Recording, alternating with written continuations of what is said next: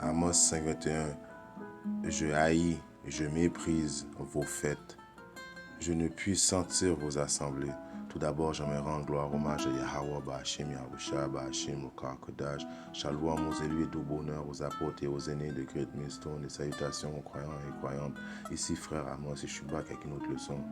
Oui, comme une autre leçon, parce que nous savons que nous sommes présentement au mois de décembre, un mois très diabolique, où ce que Issa célèbre et fait ses enchantements et fait ses assemblées diaboliques, chose que Yahweh Shimashai déteste. Et ce message-là est vraiment axé à essayer de parler à l'optimiste élu israélite qui pourrait, après ce message-là, retourner à la maison. Comme je vous dis, Yahweh Hashem, Yahushua déteste les assemblées des païens et leurs traditions, leur Dieu qui ne parle pas, qui ne bouge pas, qui ne fait rien. Tout partout où qu'on va dans le magasin, on entend leurs cantiques, leurs chansons. Et en plus, leurs chansons, c'est comme des musiques d'envoûtement et de mettre dans une ambiance de gaieté. Pourtant, il y a aucune place à la gaieté quand tu célèbres une coutume comme ça. C'est quoi le Père Noël? C'est un homme blanc avec une moustache, une grosse barbe blanche. En plus, il y a un gros surplus de poids. On voit déjà en partant que cet homme-là, il mange des choses abominables. Alors pourquoi célébrer les choses des païens quand l'Éternel ne veut vraiment pas? Moi, ça m'enrage à chaque année en espérant que cette année, Kol Halaba Shim Yahushai, ça va être leur dernier Noël parce que moi je suis vraiment écœuré de tout ça. Jérémie 10:2. Ainsi par l'Éternel, n'imitez pas la voix des nations et ne craignez pas les signes du ciel parce que les nations les craignent. Alors vous voyez le pattern là-dedans. Tout ce que les nations aiment faire, nous autres, on n'aime pas faire. Alors les nations n'aiment pas voir les signes du ciel comme qu'ils voient les chariots de l'Éternel nous surveiller, ou bien quand l'Éternel monte sa force en faisant comme exemple la lune rouge. Ces affaires-là effraient les nations, mais nous, ça ne nous effraie pas. Au contraire, ça nous donne espoir à savoir que Yorabashim Yahushua va venir nous délivrer de ces forces du mal très bientôt. Ainsi par l'Éternel, n'imitez pas la voix des nations. Alors, il ne faut pas imiter cette voix, la voix des nations. De toute façon, Noël, ça donne quoi? Ça donne rien. Noël, c'est une période de dépenses où ce que le monde vont acheter des cadeaux et disent à leurs enfants que c'est un homme blanc qui a une grosse barbe avec un gros ventre, qui a un surplus de poids, qui va passer par une cheminée. Et des fois, il y a beaucoup de maisons qui n'ont pas de cheminée. Alors, en partant, dès là, c'est une fable inventée, une fable stupide, une affaire tellement diabolique qu'il ne faut vraiment pas s'associer en quoi que ce soit avec cette affaire-là. À Luc 20, 21, 28, quand ces choses commenceront à arriver, redressez-vous et levez vos têtes parce que votre délivrance approche. Ça vient juste pour confirmer de ne pas craindre les signes dans les cieux. Alors quand que Issa parle à la télévision, mais maintenant il parle ouvertement qu'il y a les chariots de l'Éternel qui surveillent attentivement. Alors il faut être content de ces nouvelles-là, sachant que Yorabashim Yahushua va venir nous libérer très bientôt de a.k.a. Issa, a.k.a. le diable. Jérémie 10:3. Car les coutumes des peuples ne sont que des vanités. On coupe le bois dans la forêt, la main de l'ouvrier le travaille avec la hache. Alors déjà là, aller prendre une création de Yahweh Hashem Yahushai, le couper, le prendre de le couper avec une hache et de l'amener à la maison juste pour le décorer et puis célébrer un faux Dieu, c'est déjà un blasphème. 4. On l'embellit avec de l'argent et de l'or. On le fixe avec des clous et des marteaux pour qu'il ne branle pas. 5. Ces dieux sont comme une colonne massive et ils ne parlent point. On les porte parce qu'ils ne peuvent marcher. On les craint, il ne faut pas les craindre car ils ne sauraient faire aucun mal. Ils ne sont incapables de faire de bien. Alors ça ça vient toujours préciser Yorabashim Yahushua qui est un Dieu vivant, qui est le Dieu de la vie, est vraiment insulté de voir que quand je dis ce message-là est visé, comme je dis, aux Israélites de la maison d'Israël, celui qui a encore une chance de se repentir, car nous savons que si c'était pour les nations, eux, ils peuvent faire qu'est-ce qu'ils veulent. Ils peuvent aller célébrer qu'est-ce qu'ils veulent. Leur jugement est déjà prédestiné. Ils vont déjà être brûlés dans le lac de feu de toute façon. Deutéronome 5, 6. Je suis l'Éternel, ton Dieu, qui t'a fait sortir du pays d'Égypte, de la maison de servitude. Tu n'auras point d'autre Dieu devant ma face. 8. Tu ne te feras point d'image taillée de représentation quelconque des choses qui sont en haut dans les cieux, qui sont en bas sur la terre et qui sont dans les eaux plus bas que la terre. 11. Tu ne prendras point le nom de l'Éternel, ton Dieu, Yahweh Bashim Yahushai, en vain, car l'Éternel, Yahweh Bashim Yahushai, ne laissera point impuni celui qui prendra son nom en vain. Alors ça, c'est prendre le nom de l'Éternel Yahweh Hashim Yahushai en vain.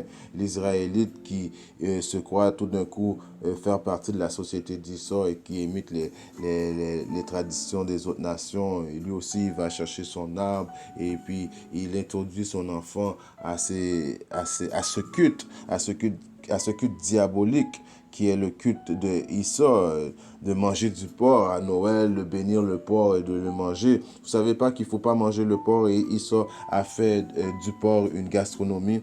Si on va maintenant à Deutéronome 4, 14 et 7, vous ne mangerez pas de ceux qui ruminent seulement ou qui ont de la corne fendue et le pied fourchu seulement. Ainsi, vous ne mangerez pas le chameau, le lièvre et le daman. Vous ne mangerez pas le porc qui a la corne fendue, mais ne rumine pas. Le porc, ça ne rumine pas. Il n'y a pas vraiment un bon système digestif et il ne peut pas transpirer. Vous le garderez impur, vous ne mangerez pas de leur chair et vous ne toucherez pas leur corps mort. Alors, il ne faut pas toucher le porc. Et dans la société d'Issor, et surtout dans ce mois-là, ils vont manger du porc, du jambon, tout partout, ils vont mettre du bacon, tout partout où tu vas, c'est bacon, porc et crevettes qui est interdit aussi. Si on continue à Deutéronome 14 et 9, voici les animaux dont vous mangerez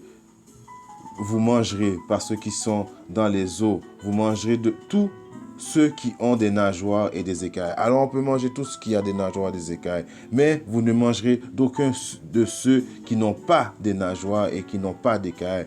Vous les regardez comme impurs. Alors les crevettes, les crabes, toutes les affaires qui mangent les caca dans l'océan, l'Éternel nous l'a dit, Yahweh Shimashai, c'est pour notre bien.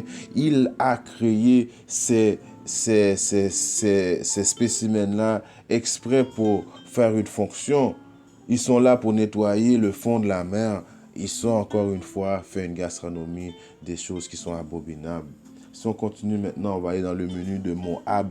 Parce que Moab, on sait que Moab, lui, il n'a rien à son égard. Moab, qui est en soi-disant dit les Asiatiques, spécifiquement, je vais aller avec le Chinois, lui, il mange n'importe quoi. Tous les animaux impurs que Yahweh Shimashai ne veut pas qu'on mange, lui est down. Comme l'aigle, il mange ça. Il mange le milan, il mange le vautour, le corbeau, l'autruche, le hibou, la mouette, l'épervier, le chat, le pélican, la cigogne, le héron, la huppe, la chauve-souris, tout reptile. Alors, tous ces animaux-là sont des animaux tristement interdits pour le peuple d'Israël, les soi-disant dits négros, les soi-disant dits latinos, les soi-disant dits amérindiens. On n'est pas supposé suivre les coutumes des autres nations et pas manger des choses abominables.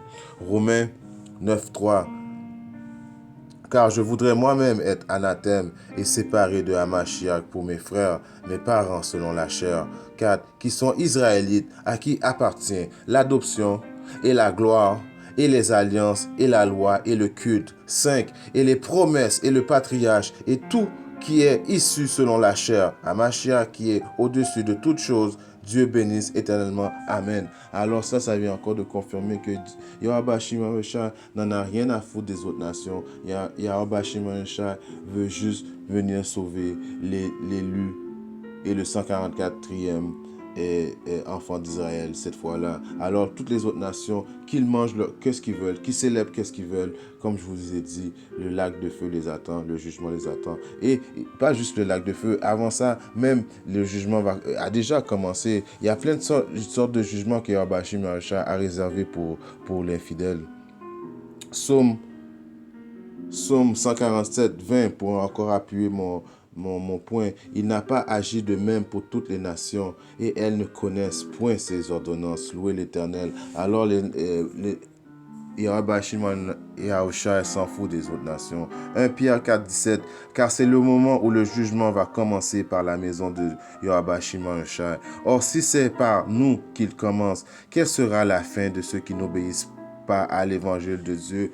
Alors, ceux qui n'obéissent pas à l'évangile de Dieu, les Israélites qui n'obéissent pas à l'évangile de Dieu, ceux qui préfèrent suivre les coutumes des autres nations, ceux qui préfèrent dénier l'existence de Yahweh Hashim Yahushua, les 2 tiers, on va les appeler des négros, des nègres, parce que les autres sont vraiment des nègres, à manger leur porc et à acheter des cadeaux, à célébrer toute chose qui a même pas rapport avec notre créateur Yahweh Hashim Yahushua. À Zacharie 13, 8, dans tout le pays, dit l'Éternel, le pays qui est notre nation, 2 tiers seront exterminés, périront, et l'autre 1 tiers restera. Alors, est-ce que ça vaut vraiment la peine, toi qui est israélite? Imagine que maintenant je dise à une autre nation, Moab, que l'Éternel qui est dans le ciel est son Père. Alors toutes les autres nations là, avoir la chance de pouvoir avoir un Dieu vivant comme Yahweh Hashim Yahushua, ferait en sorte pour se retourner à Yahweh Hashim Yahushua. Mais les Israélites qui ont la chance, qui savent que leur Père est dans le ciel présentement, préfèrent suivre les autres nations, alors eux autres méritent de mourir. Et anyway, le jugement est déjà prédestiné pour les infidèles. Proverbe 9 et 10. Reconnaître l'autorité de Yahweh Hashim Yahushua est le commencement de la sagesse. Connaître celui qui est saint procure l'intelligence. Alors, reconnaître l'autorité de Yahweh Hashim Yahushua. Écoutez ses conseils, parce que ses conseils, c'est juste des bons conseils. Tout ce qui sort des règlements de Yahweh Hashim Yahushua, tout ce que dit Yahweh Hashim Yahushua est bon. Alors, reconnaître l'autorité de notre Créateur, Yahweh Hashim Yahushua, est de reconnaître la sagesse. Celui qui est saint procure l'intelligence. Saint, ça veut dire qui est à part. À part, ça veut dire ne pas suivre les coutumes des autres nations, ne pas suivre du tout leur mode de vie, leur diète et quoi que ce soit. Procure l'intelligence. En espérant que ceci a édifié un de mes frères, j'aimerais rendre gloire, hommage à Yahweh Ba'ashim Yahushua, Ba'ashim au Kodash. Shalom aux élus et doux bonheur aux apôtres et aux aînés de Great Mission et salutations aux croyants. Shalom.